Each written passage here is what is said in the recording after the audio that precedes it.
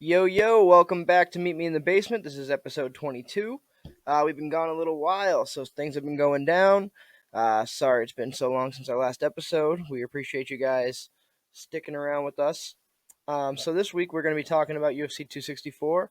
That's going to be coming up in 7 days from now. Today, no, actually 6 days. Today is July 4th, actually. So this is going to be Dustin Poirier versus Conor McGregor 3.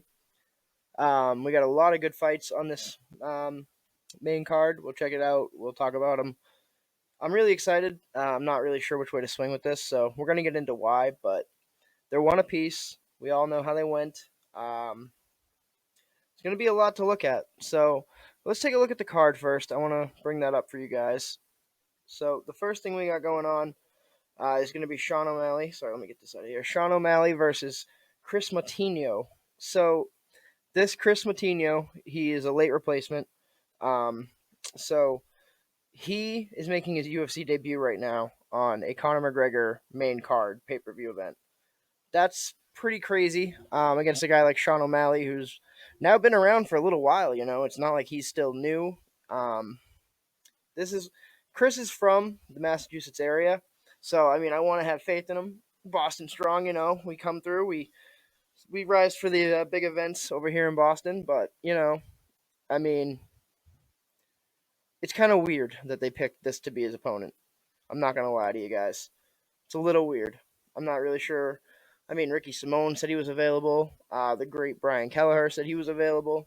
So I know someone said that Ricky Simone couldn't make weight in the time because Ricky Simone is a pretty jacked up dude for the 135-pound division. I don't know. I really don't know what the UFC is doing with Sean O'Malley. It's about time that he's fighting top 10 guys and he's fighting UFC newcomers now, you know? I mean, this Chris kid, he's got a 9-4 record. That's not amazing. Sean O'Malley's 13-0 apparently, according to him, 13-1. I don't know. It's weird. So Irene Aldana versus Yana Kunitskaya. I like Yana in that fight. She's very clean, technical with her striking. You know, that's who I got in that fight. Tai Tuivasa versus Greg Hardy. Yeah, I'm gonna have to go with Tai Tuivasa on that. Greg Hardy's a beast. He's had some what do you call that? Controversy. Couldn't think of the word with the whole inhaler and the illegal shot. So you know he doesn't really know what he's doing out there, but he does have power. Tai Tuivasa tends to give one to take one. I don't know how much you can do that with Greg Hardy's NFL-sized ass, but you know that's his style. He's out there fucking drinking shoeies with the crowd afterwards. So I'm picking Tai. He's the better technical fighter, but he's got to be careful. The next fight is what I really want to get into. The co-main event. Mr. Gilbert Burns versus Stephen Thompson. Mr. Wonderboy, the NMF champion. If you haven't seen that, that's funny. The NMF belt that he was given by Ariel Helwani. So, Stephen Thompson, I think he's like 38 years old now. He's one of the only guys who hasn't fought Kamaru Usman, though. So, against Gilbert Burns, Gilbert's got that power, you know? This could actually go similarly to the Tyron Woodley fights for Wonderboy because Gilbert's got that power. He's got the grappling background. I mean, like I said, Wonderboy's older. I'm going to pick Wonderboy because I think he has the clean technical striking to get it pulled off. But, you know, Gilbert Burns is just a beast. So, then again, he got knocked out by a jab from Kamaru. So, I think if Stephen Wonderboy can do what he did to Vicente Luque, where he just kind of he technically outclassed him. Vicente landed a couple punches, you know. He had some leg kicks going on against Wonderboy, but ultimately Wonderboy was able to keep the distance he wants, use the side kicks. Side kicks are going to play a huge part in this fight, I believe. Whether he's going to the head, to the body, it's usually the body. He even knocked not knocked him down in the sense where he's concussed, but knocked him off balance and off his feet with a side kick in the Vicente Luque fight. So he's got some incredible dexterity with that lead foot when he goes southpaw. He loves to use that right foot. So we'll see. It's going to be interesting. But if Wonderboy can pull it off, like I said, he's one of the only people that hasn't fought Leon Edwards. Or Leon Edwards. He's one of the only people who hasn't fought Kamaru Usman. So he's in the picture if he wins this fight. So it's up in the air. They say that Colby Covington's going to be the next guy to get the welterweight title shot against Kamaru, but I don't know how I feel about that. People have been saying how Colby doesn't even have a win against a top 10 welterweight right now. None of his wins come against the currently ranked top 10 in that division, which is insane if he's going to get a title shot. Who else? Leon Edwards. He just beat Nate Diaz, albeit with a little bit of spice from the Diaz at the end of that with that fucking left hand. So, it's kind of hard to decide who you think should get the shot. I don't think it should be Colby. He hasn't fought since the last Kamaru fight. I like Colby, but nothing against him. But I think if Wonderboy gets it done in spectacular fashion on Saturday night, he's got a real compelling case to go for the title. It's been a while since he had those Tyron fights. He's done a lot of winning since then. He's had one loss to Pettis? Is that it? No, he lost to Darren Till too, but that was in London. I don't know if that's really the right decision that they should have given him that night, but who knows? Who knows? Yeah. So I think I got Wonderboy.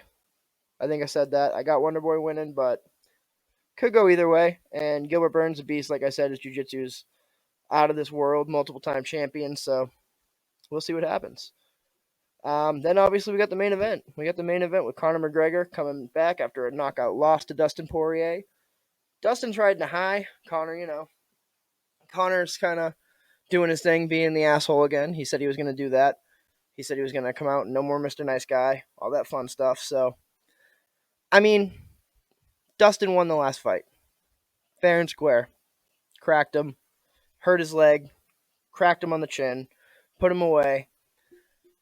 I don't know. A lot of people are saying that it's because Conor went with the straight-up boxing stance and Conor needs to go back to his kicking.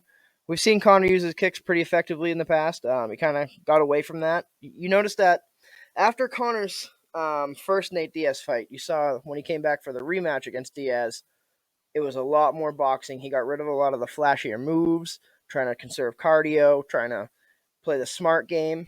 I don't know how much that's going to make a difference. I think that if he starts throwing a lot of kicks against Poirier, unless he's able to retract them really fast and get his guard up, I think that he's going to end up getting clipped again. Poirier can counter kicks. Poirier doesn't have the best kicks himself, but he goes to the legs really well. When it comes to body kicks and high kicks, you're not going to really see. I think Dustin has a little bit of a flexibility issue in his hips because his kicks don't look so good when he goes high. But as far as the low kicks, I mean, we saw Conor was all kinds of off balance in the second fight, straight up due to calf kicks. Poirier is now saying he's not even thinking about throwing calf kicks, though. He's saying, I'm thinking that Conor's going to throw the calf kicks, and I'm going to be the one defending him. So he says, I've only been working on defending calf kicks, not throwing them. Like I said, he's only thinking about defending them. That's weird, They had so much success in the second fight. I don't know why he wouldn't go back to him unless it's just some kind of mind game. Speaking of mind games, I don't know if you saw what Conor was saying. He sent out a tweet saying first one to shoot is a dusty bitch. And Poirier took specific liking to that. He was doing an interview, I believe it was with Brett Okamoto, Poirier was, where Poirier was saying, oh, I mean, how about the first one to get taken down as a dusty bitch? Which was a pretty funny response from him. Dustin went on to say, this is mixed martial arts, you put it all together, and hearing that from Conor just reeks of insecurity to me, so, he's got a point. This is mixed martial arts. Conor's going to get back to that. Conor landed some shots in the last fight, so let's not act like Poirier just beat the shit out of Conor. The whole first round, I'd say, went to Conor. That was when Poirier started landing the calf kicks, but you didn't really see them take effect until the second round. Even Poirier admitted some of those shots really hurt McGregor or really hurt Poirier. He was landing that lead uppercut a lot. He was landing the left straight, which was devastating. I don't know how Poirier stayed in it. Getting hit with those. So Poirier's got a granite chin. I know Khabib came out and said that he thinks Conor can win if it's the first round, but after that, Poirier takes it. So I kind of agree with Khabib on there.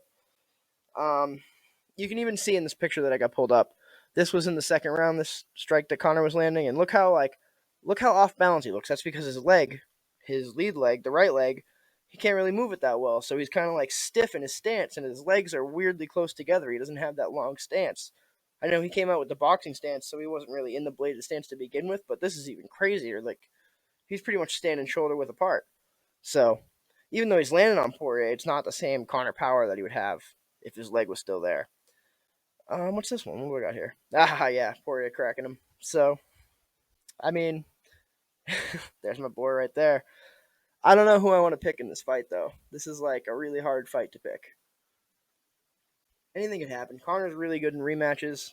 Poirier's fucking good all the time. He's got granite chin, crazy boxing technique, a lot of power. I'm up in the air. I don't know. I don't think this is a safe one to put any money on. Anything could happen. We'll find out. But all I know is that the winner of this fight needs to fight Charles Oliveira. That's for sure. Charles, when was the Chandler fight? Pretty recently, so we probably won't see Oliveira back for a little bit, at least till the end of the year. But you know, this is going to be the fight that determines his opponent for sure. As far as what else is going on, I'd say in the lightweight division, that is, I'd say Chandler versus Gaethje needs to get booked. That needs to happen. Excuse me, sorry guys. So yeah, that's UFC 264. With that being said, I'm gonna wrap up right here. Close that, and we're back. Bam. So yeah, I'm gonna get into some more stuff in a little bit. I'm gonna take a little break here, so we will be back soon. Thank you. And we're back. So the next thing I'm gonna bring up, we had a lot of our teammates competing at Tap Cancer Out last week. A lot of success. I'm really proud of a lot of guys. We had a lot of our white belts who were competing for the first time. I'm very jealous of you all. Got out there before I did, so I just got to show up to class. But anyway, so we had a lot of success there. I'm really proud of you guys. This is awesome. You guys drove all the way out to Connecticut. It was like a 3.5 hour trip.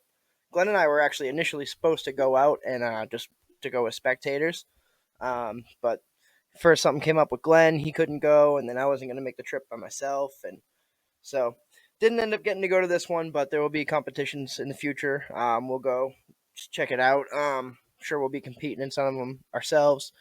So the first one we're going to talk about is our purple belt buddy Andrew, who took first place, gold medal. This kid is fucking phenomenal. So last week we were in class and he was teaching class because Coach Ray was out. He had something going on medically. So Andrew's teaching class and he's going over baseball chokes with us. How to get there. First we pass the guard, go in, then get the baseball choke, execute. So this kid really walks the walk, man. I say kid, but he's my senior. Andrew really walks the walk. I got a clip of it here. He posted this on his Instagram. You can check him out. Drew_Jitsu. Jitsu is spelled with a 1 instead of an I. Here it is right here. Look at this. So this is Andrew on bottom. Look at this. Grabbing the lapel. Look at this. Oh, he's got him. He doesn't even realize. He's in there. Tap. There it is. Beautiful. How can you not be proud of that? The kid, he was literally teaching us this technique last week, and then goes and pulls it off in competition. I don't even know how long it's been since he's been able to compete with all the quarantine restrictions going on. So to go out there and be so vicious and pull that choke off, get the sub, get the tap, get the gold medal, bring it home, that's fucking awesome, you know? Very excited for Andrew. He's got to feel really good about that. We're all very proud of you. And, you know, it's great to see that these guys know what they're talking about. So when they're teaching it to you, you're like, oh, I've seen him pull this off. He could do this against goddamn anybody. So shout out Andrew. I'd love to get him on the show eventually. So that'd be cool. Andrew Kimball, like I said, check him out on Instagram. Next, our good friend Avery competed for the first time. This fucking kid. Beast. Absolute beast. I told him. We got some clips here. So Avery took third place in his first ever Brazilian Jiu-Jitsu competition. Fucking animal. He's got the wrestling background. I knew it'd be too much for these kids, you know? No offense to anyone that he competed against. Obviously, he took third, so there's some great people there. But he's just so aggressive, dude. Like, I got a couple of his takedowns here. Let's take a look. Ooh. Fucking tossing him. Here's another one. With the trip. Take another look at that. Fucking excellent. Fucking excellent. Very, very proud of you guys. Like I said, incredible feat. First competition for a lot of these guys. We had a lot more people competing. I don't know exactly who was there, so sorry for not mentioning everybody. I know Alan was competing. I'm pretty sure Jariel competed for the first time, so very proud of you guys, especially being so dedicated to make that kind of trip.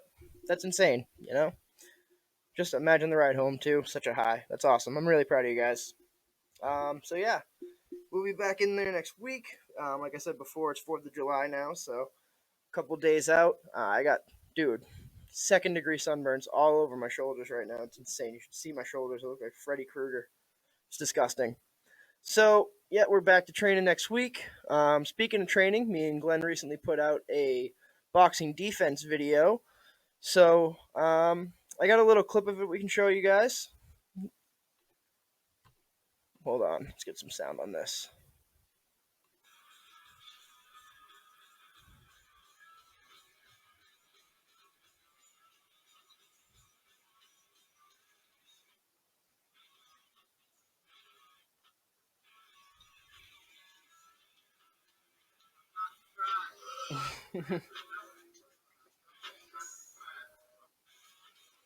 So yeah, that's that. Let's pause that. Get this music off of here. So yeah, we did a little boxing defense video. You can go check that out. I'll leave the link down below in the bio of this video. So yeah, hopefully you guys are liking our stuff. There's gonna be a lot more training videos coming soon. Um, I think I just mentioned we're gonna hopefully have Avery on the show next week to talk about competing at Tap Cancer Out. Avery is a very, very accomplished wrestler in the area, so maybe even get a couple training videos in with him, have him tossing us around. Because, like I said, the kid's a beast. Those takedowns that you saw him hit, I got a significant weight advantage on Avery, and he throws me around just like those kids in his own weight division. So, kid's a freak. Kid's an absolute freak. Hopefully, we'll get some videos with him. Maybe even Andrew and everyone. Let's get everyone on. So, check us out. Make sure you're watching our videos. Give us a like and subscribe. We love everybody. Yeah, with that being said, we're going to cut out episode 22. Thank you all for tuning in, and we'll see you on the next one. Thanks, guys.